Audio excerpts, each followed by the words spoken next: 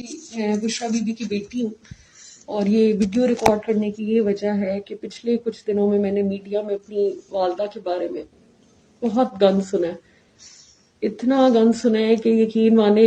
رات کی جو نیندیں ہیں نا وہ اڑ گئی ہیں۔ کبھی سوچا بھی نہیں تھا کہ اتنی نیک اور اتنی پردہ دار خاتون کے بارے میں یہ باتیں سننے کو ملیں گی۔ پتہ نہیں بابا پہ کوئی پریشر ہے یا کیا وجہ ہے جو انہوں نے یہ سب کچھ کیا۔ میں اس سب کے بارے میں نہیں بات کرنا چاہتی، جو میں مختصر سی بات کرنا چاہتی ہوں۔ قرآن کو اپنے آگے اس لیے رکھ رہی ہوں تاکہ اللہ سے بڑی عدالت کوئی عدالت نہیں ہے، تو یہ قرآن ہے میرے آگے، جو کہوں گی سچ کہوں گی، اور نہیں کہوں گی تو قرآن جب مجھے پڑھے گا تو پھر کسی کو کچھ کرنے کی ضرورت نہیں پڑے گی۔ پہلی بات تو میں یہ کلیئر کرنا چاہتی ہوں کہ نہ میری والدہ کوئی پیر ہیں، نہ انہوں نے خود کبھی کسی کو کہا ہے کہ میں پیر ہوں یا میرے پاس آؤ،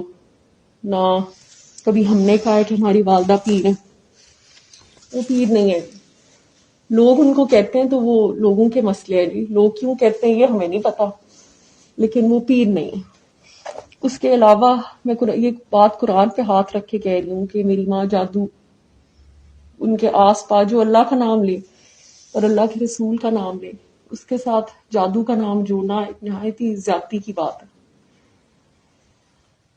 تیسری بات میں یہ کلیئر کرنا چاہتی ہوں، قرآن پہ ہاتھ رکھ کے میں یہ بات کر رہی ہوں کہ واقعی ہی خان صاحب نے نکاح سے پہلے میری والدہ کا چہرہ نہیں دیکھا تھا۔ خان صاحب جب بھی ہمارے گھر آتے تھے میری ماں اوپر سے لے کے نیچے تک پردے میں ہوتی تھی، بلکہ مجھے یاد ہے جب خان صاحب آنا شروع ہوئے تھے تو ماما گلوز پہنتی تھی، تو مجھے یاد ہے ہم بچے پسند نہیں کرتے تھے، ہم کہتے تھے گلوز بہت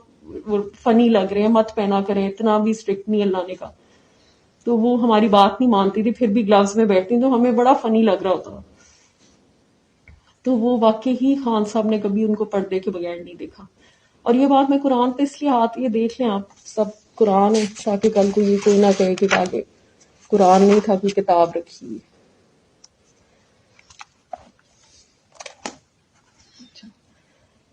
تو واقعی ہی خان صاحب نے ان کو کبھی پردے کے بغیر نہیں دیکھا۔ دوسری بات، ابھی میں ریسنٹلی ایک ویڈیو دیکھ رہی تھی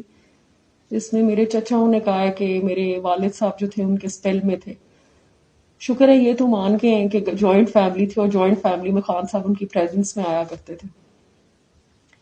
دیکھیں یہ ان کے ہیں اسمال مائنڈس اور ڈرٹی مائنڈس۔ ضروری نہیں ہے کہ اگر ایک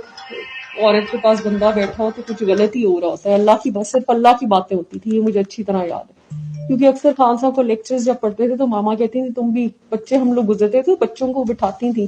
تو ہم کہتے تھے کہ ہم تو روٹین میں یہ باتیں سن رہے ہیں،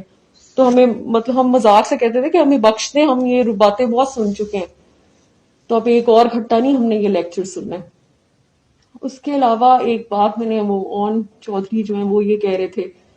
انہوں نے بڑے الزام لگائے میری والدہ پہ، تو ان کے بارے میں یہ کہنا چاہوں گی کہ اگر چلے آپ نے خان صاحب کے ساتھ تو وفاداری نہیں کی،